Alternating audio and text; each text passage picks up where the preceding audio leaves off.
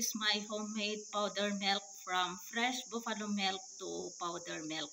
If you make or cook more than 1 kilogram or 2 kilograms, then you can produce more powder milk. But I don't have available, so I think I cook only more than half kilogram.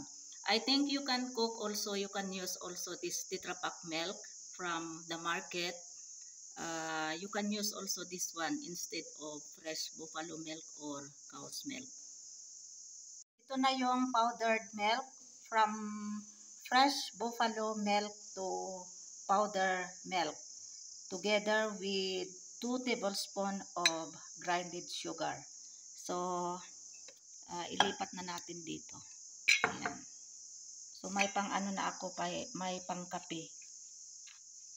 Ayan, lagay ko dito. Ayan.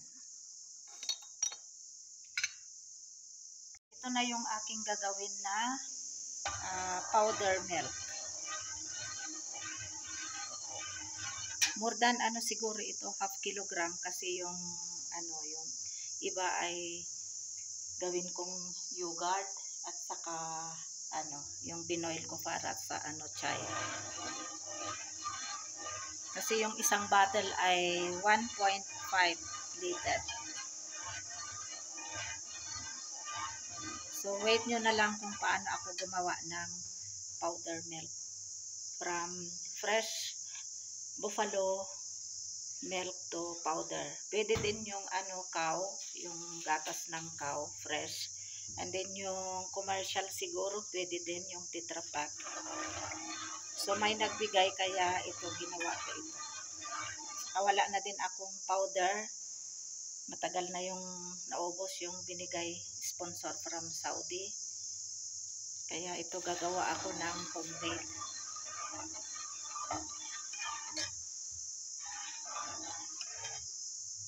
Wala akong ibang nilagay dito kundi ano talaga, fresh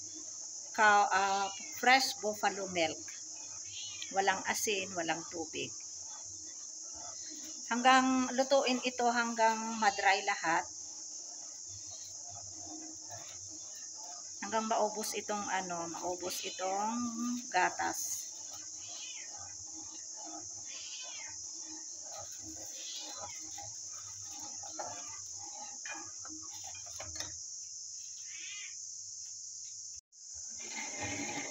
Now it's almost finished, this fresh buffalo milk.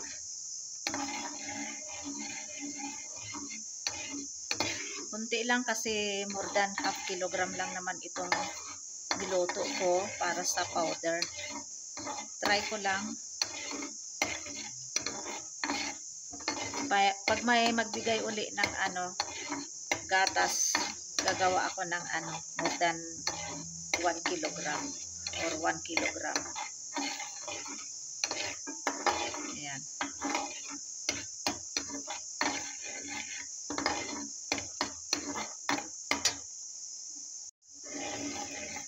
Cooking fresh buffalo milk to powder milk. This is more than half kilogram.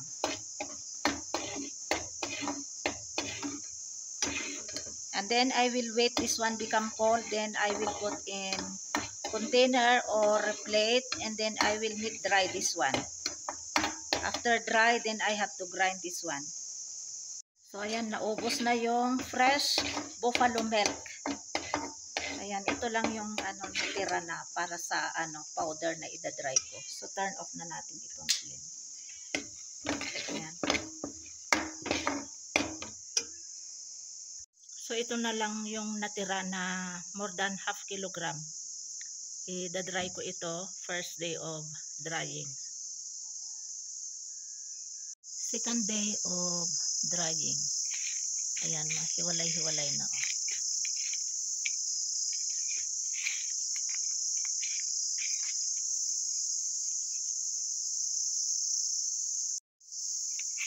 Ito third day of drying.